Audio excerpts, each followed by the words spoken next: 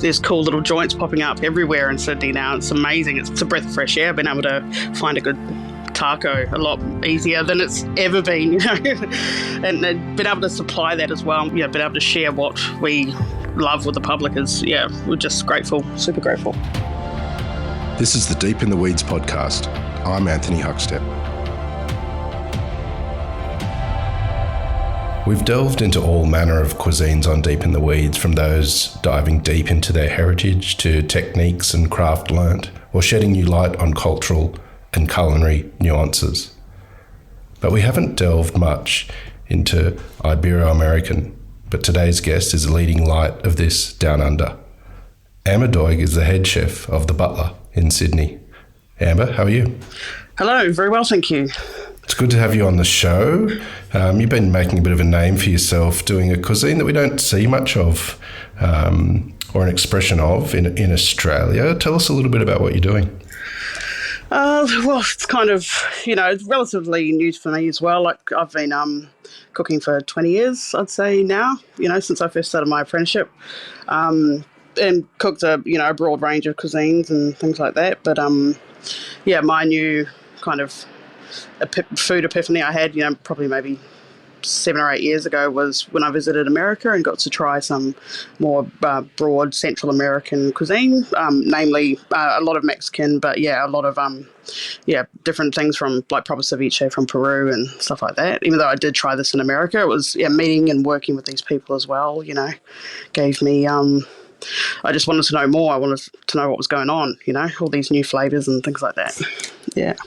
Well, what's it been like translating that in the position you're in at the moment? Do you have some dishes you can tell us about that sort of speak of what you're doing?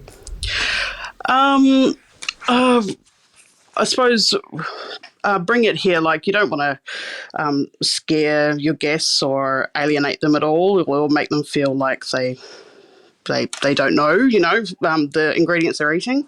So I've kind of just related it. I find the broadness that there's connections between, whether it be us being over here on the south side of the world or in America, there are things that tie us and connections that we can make to make things seem more familiar. So one of our kind of big popular dishes that is the piece de la resistance to our banquet menu and our groups always eat is the lamb barbacoa, which is a version that I've tried to adapt in a kitchen environment. The traditional version of this is a very long, painstaking process, which is used cooked in the ground, wrapped in agave and banana leaves and with avocado leaves, and complex, takes 12 hours. It takes a whole weekend, to get this sorted. I can't dig a hole in Potts Point, and in our terrace, I don't think my bosses would appreciate that too much. So I do a slow cook version of that, translated to as good as we can do it in a culinary setting in a restaurant in Sydney anyway. That's what I feel, and people love it. It's our kind of bread and butter on the menu, and has been for a few years now. So How would you describe the flavours of it? Tell us a bit about the eating experience of this dish that is such a champion on the menu. I think the whole low and slow thing is something we can all relate to. From whether it be our grandmother's roast or, cooked overnight or cooked for a super long time on a Sunday, and then when you open the foil on top of the lid, you get all those smells of time and care. And I think, that's what I feel the lamb barbacoa does. It does to me anyway. Even after all this time, I still I love it when we have a good lamb day. As soon as I open that oven first thing in the morning after it's been in there for 12 to 14 hours, it's a beautiful thing.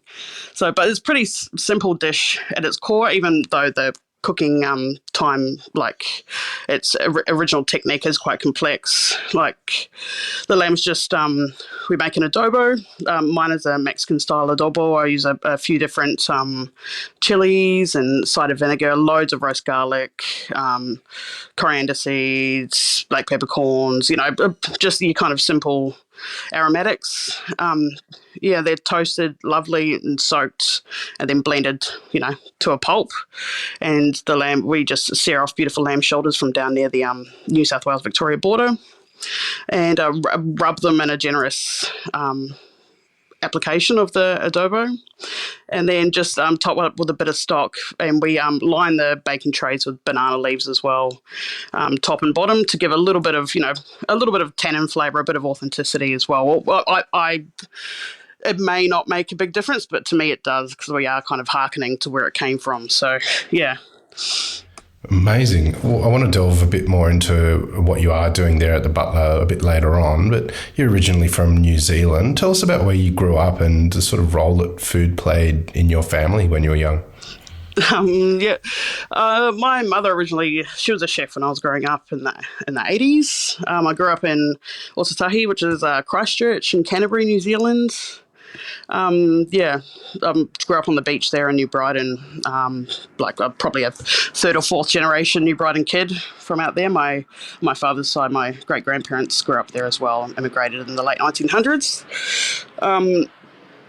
So it's a lot of beachside living, pretty chill lifestyle. All my family like to cook, my parents especially. Mum was, like I said, she was a chef and used to work in the, restaurants back in the old days when I was trying to raise me as well. But my dad was a carpenter, but he was a big fisherman. We used to go away on weekends fly fishing, or just on our local river, just on the Avon River, would catch herrings and eels, and I hated them when I was a kid, but we'd always be cooking and catching stuff, and it was always a good time. And also with Christmas things, I suppose. My family's quite competitive, so every other year there'd be a pavlova competition or a frickin' salad competition or whatever, and people would cheat and laugh, and it was always a really good time.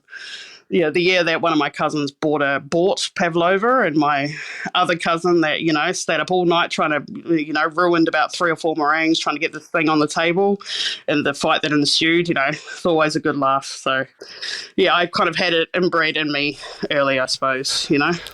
Well, tell us a bit about the first steps into hospitality. When did the door open for you, and what were those first few years like?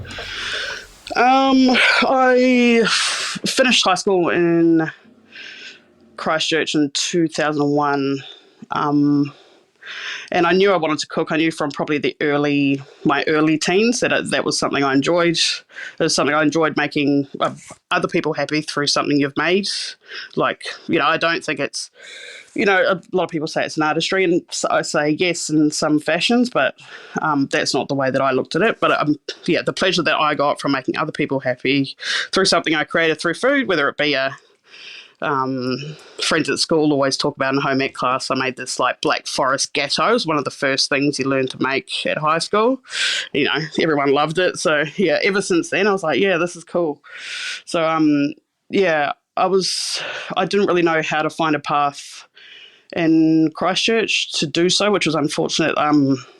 There's a Christchurch Polytechnic that's where the cooking school was at the time, but I ended up I've got family here in Sydney, and one of my aunties, after the post-Olympic boom here in Sydney, just put it forward to me, do you want to come and have a look over here and see how you go?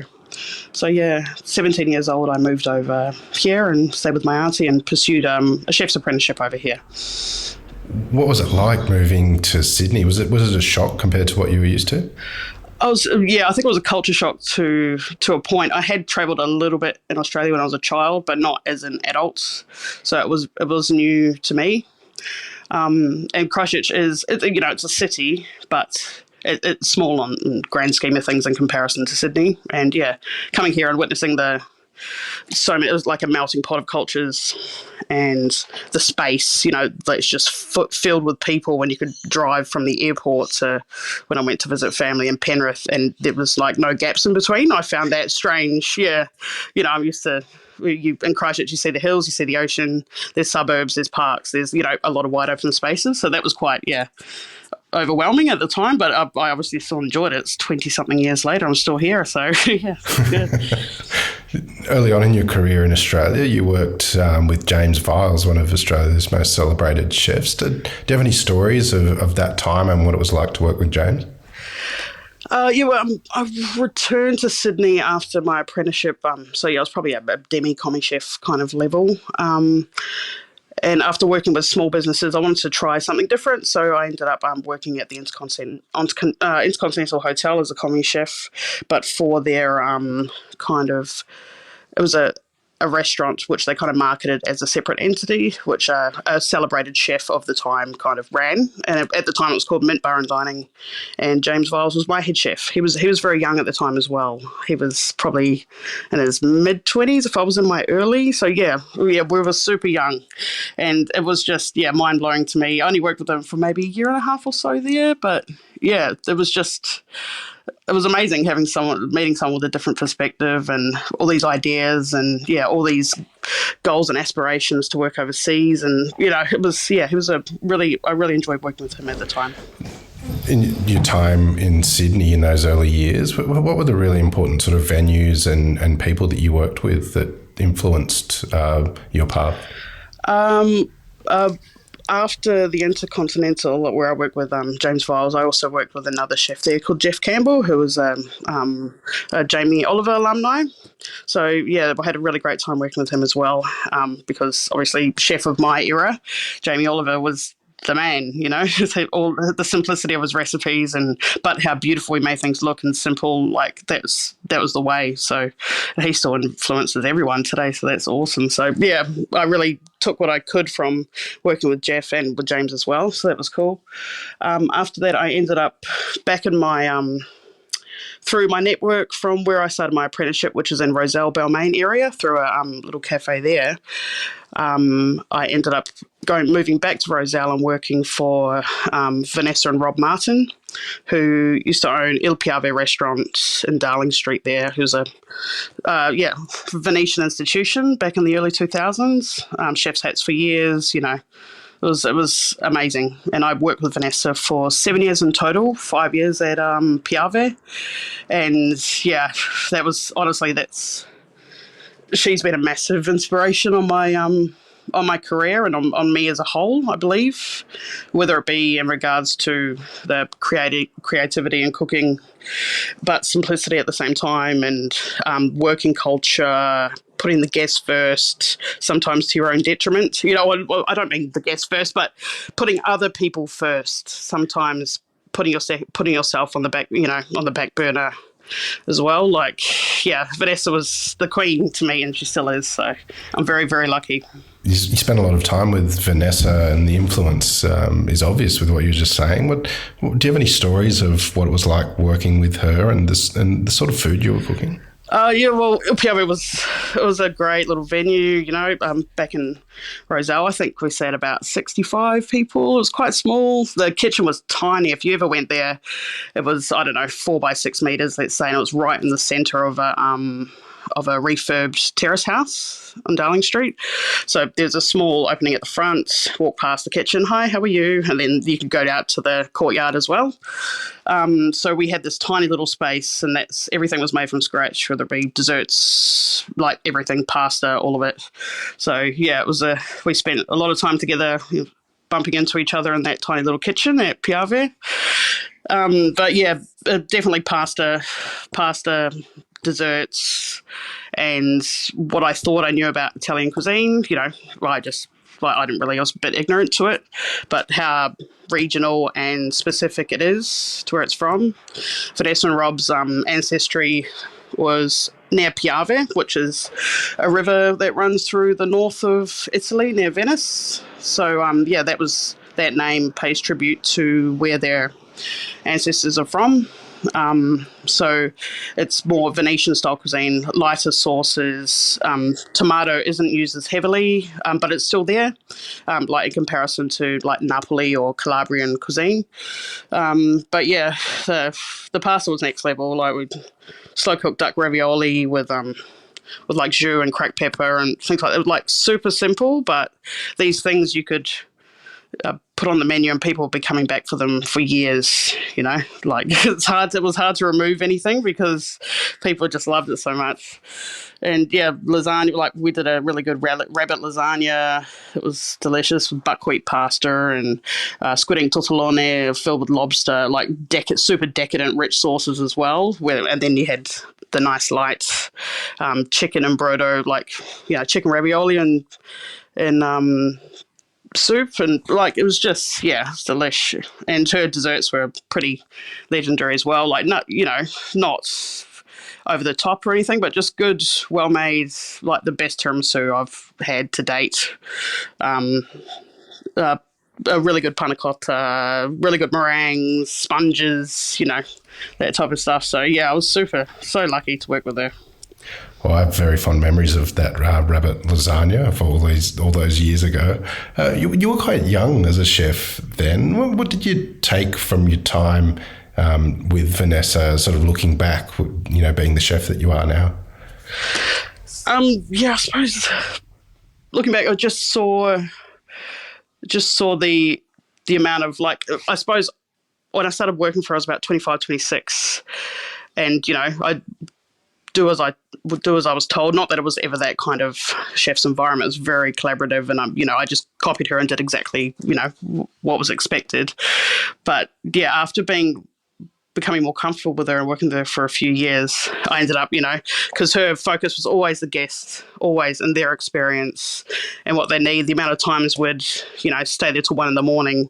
making lasagnas to drop off to her friend's cafe that was selling outside, or do you know what I mean? Like, it was always above and beyond, it was amazing. But at the same time, she needed support. So I think me helping support her so she could do all these other things made me probably the best sous chef I could have ever been, I think, because I got to give to her what she was giving to everyone else, if you kind of get my sense. Yeah. What triggered the move to New York City, which you spent quite a bit of time in? Oh, yeah, that was kind of... I travelled there for... at Il Piave, I was lucky that we closed for a month every year. So Christmas time we closed after Christmas Eve. So every year I had a time to do a good vacation somewhere, or a proper time off anyway. So my partner and I went to New York in 2011, I believe. Just for a vacation. I'd never been to America before. Mind blowing. It's amazing. Even if you haven't been there, everyone knows all about it. I caught up with a friend of mine who I used to know from the Roselle days as well. His name is Corey Lee, and he used to work at the cafe I worked with him as an apprentice. And he also used to float on the floor at Il Piave every now and again. And then after his big OE, he ended up being in New York, and he worked as director of operations for Alex Stupak in Empellon restaurant group in New York. So I ended up catching up with him just for a casual dinner. And he was in the process of helping open this brand new restaurant, and he took me out to a Mexican joint. I was in Tribeca somewhere, and explained about what he was doing. We had a great night, loads of tequila, loads of mezcal, loads of just like delicious, fresh seafoody things on crispy tostadas and stuff that I've never tried in my life. Over here we think we know what Mexican cuisine is, but at that time we definitely had no idea. We were still having Taco Tuesday night with Old El Paso, So yeah, just trying those things for me was a big deal. And then over the years I kind of felt the pull to do a bit more in that regard.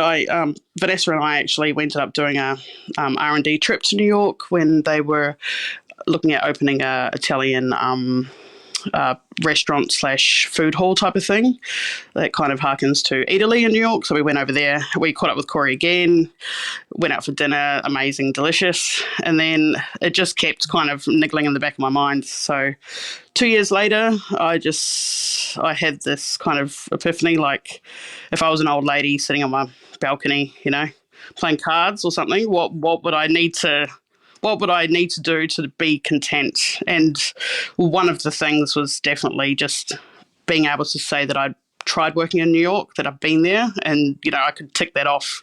So, yeah, there was stars kind of aligned, and, I ended up reaching back out to Corey and asking if I could jump into his company and get some work experience over there. And, and then everything kind of happened quite quickly, getting visas and trying to sort it out. And then 3 months later on Independence Day, I was in Independence Day 2015. I was in New York City. So, yeah, it was crazy. Tell us about some of the venues and things you learned while working with Alex Stupak. Oh, yeah, like it was a whirlwind, like just a year and a half, that I spent there. That was the restrictions of my visa, so that's all I can do. And I left my family and partner behind here in Sydney, so I could go chase this thing.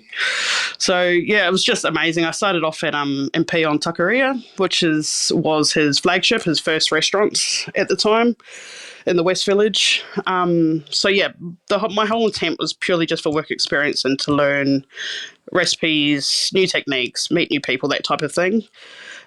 So, yeah, I just jumped in as a line cook at Taqueria, and it was just, yeah, it was like, it's, hospitality is the same around the world, but it was so different at the same time. So, yeah, just working with that amount of, like, New York is a big place, but it's a small place at the same time. There's millions of people there, busy all the time. That restaurant was so well established, I know they might have had some teething problems in the first year, when you open up to that kind of overwhelming response.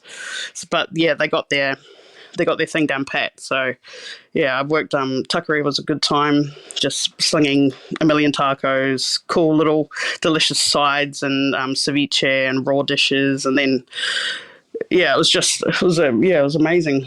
And so I ended up, they saw that I obviously wasn't just like some random line cook coming to work. So I got promoted to sous chef quite quickly.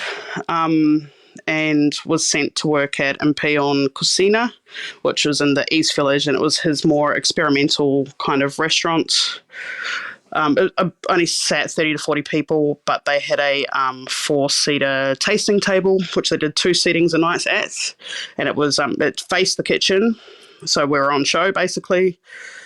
And we also delivered the dishes that we made to the guests. So it was like an 18 to 21 course menu. Like, it was epic. It was, yeah, crazy, actually.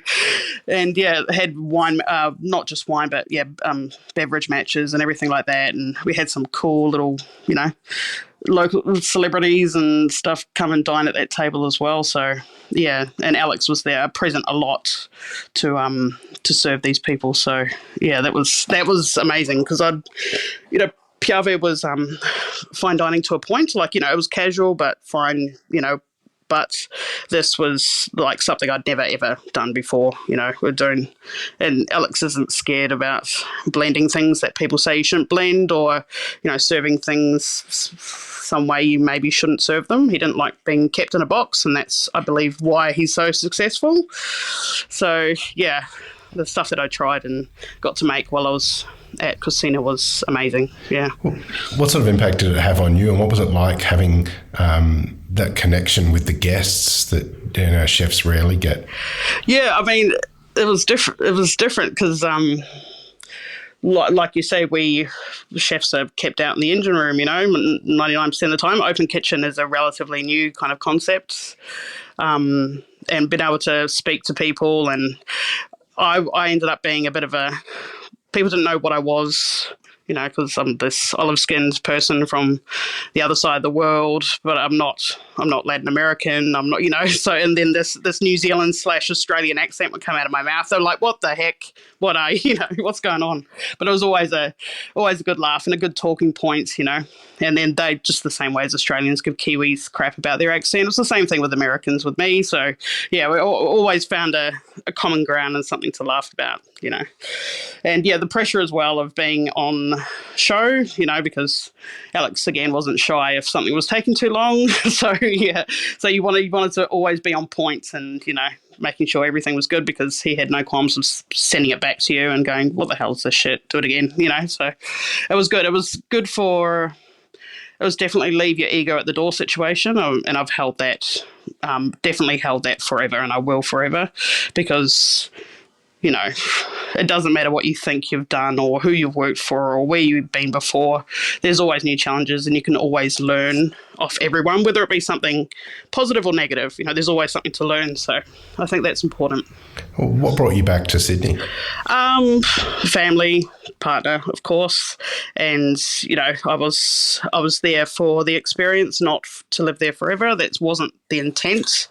There was opportunity for me to get sponsored to stay there, but at the same time, I had a family to think about, and I don't think we could have survived comfortably if I had a partner that was unable to work because of visa restrictions. So, I wasn't a celebrity chef going to get paid, loads and loads of cash. So that's Alex's job. So, yeah. How did the gig at the Butler come about?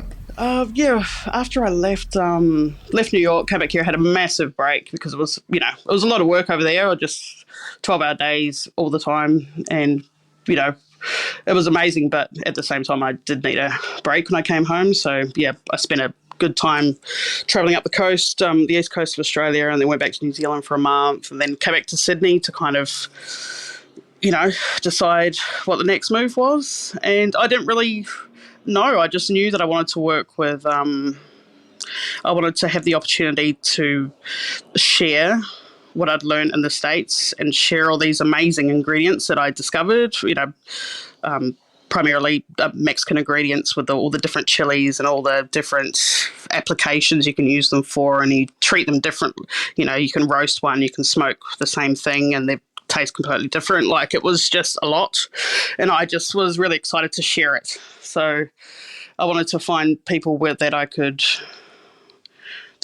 connect with and work with well, like management and owners. I want people I get along with, and people that I share the same ethos with in regards to culture and how you treat staff. So as I've been out of the game for a little while and I'd only worked with small business owners, I decided to go to a recruitment agency. And the only interview I had was at the Butler Potts Point. Yeah, so that was my first job interview and my last for the past 6 years almost. So, yeah. You mentioned that it's sort of been slowly with introducing these flavours and different style dishes to palates in Sydney. What's the progression been like and the response? Can you be more brave now that people are getting used to sort of what you're doing? Oh, most definitely. I think so as well. And with I had my interview with Hamish Watts and Chris Rolls, who was the general manager of the Butler and now operations manager of Applejack, and Casper Christensen, who was the executive chef of Applejack at the time. So that was my first interview with these three men, and I just got along with them really well. I didn't really know what the Butler was at the time. I knew it was beautiful. I knew it had a beautiful view, but it was more the people that kind of drew me to stay and to give it a go. So it was, and gaining the trust of management and the owners was a big deal, and I'm really happy and proud that I do have it now. And they've given me a bit of a good amount of rope to try and share what I love and what tastes great, or what I think tastes great, and with our guests, and it seems to be going down pretty well. We're still thriving after this time, so it's amazing. I'm very lucky. What's the last couple of years been like for you? It's been challenging for everyone on the planet and for those in hospitality, but has this sort of period of time changed your approach to what you do? In some ways, most definitely. I think simplifying what we do is important, because the amount of suppliers that have moved on, that had to pivot and go to export or change industries altogether. It was tough for that period of time when we reopened to find the things that we took for granted, 4 months prior. There's some simple things, but it was a bit complicated. So I found it important to just simplify what you do and maybe reduce the menu we can a little bit, and just to make it a little bit easier, especially with staffing being a kind of a constant battle.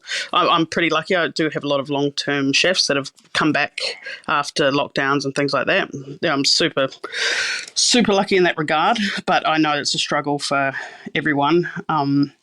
So we need to kind of, to pick up the slack a little bit, and try and find new ingredients and new suppliers and new places to source things. And the way you deal with people now is, I think, more collaborative and more of a community-based thing. I find that like those kind of relationships have helped us thrive post lockdown for the pandemic and things like that.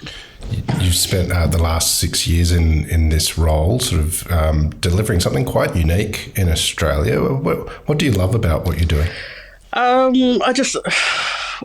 love a lot of things. I love my team and how receptive they are to and trusting they are in me and what we do and what we serve, because it's these kind of Latin influences and Mexican influences that I've kind of tried to push it. Like, a lot of people don't really know unless you're from there. This is a completely new thing. Like, Italian food has been in Australia for as long as Italians have. There's quite a bit of history there, or Vietnamese and Thai as well. They've got a little bit of history, but for the Americas, it's relatively new. So they do look to me for guidance and to make sure they're doing the right thing. And slowly the population of people from that side of the world is increasing here. So it's helping with, there's cool little joints popping up everywhere in Sydney now. It's amazing. It's a breath of fresh air, being able to find a good taco a lot easier than it's ever been, and being able to supply that as well, and be able to, being able to share what we love with the public is, we're just grateful, super grateful. Well, Amber, it's amazing what you're doing there, and it's an absolute honour to have you on Deep in the Weeds today to hear your story. I know I've been chasing you for some time to get you on the show now. Please keep in touch, and we'll catch up again soon. Yeah, most definitely. It's a pleasure. Pleasure to meet you. This is the Deep in the Weeds podcast. I'm Anthony Huckstep. Stay tuned as we take a deep dive into the lives of the incredible people who ply their trade in the food and hospitality sector. Special thanks to executive producer Rob Locke for making this all happen. Follow us on Instagram at Deep in the Weeds Podcast, or email us at podcast@deepintheweeds.com.au. Stay safe and be well.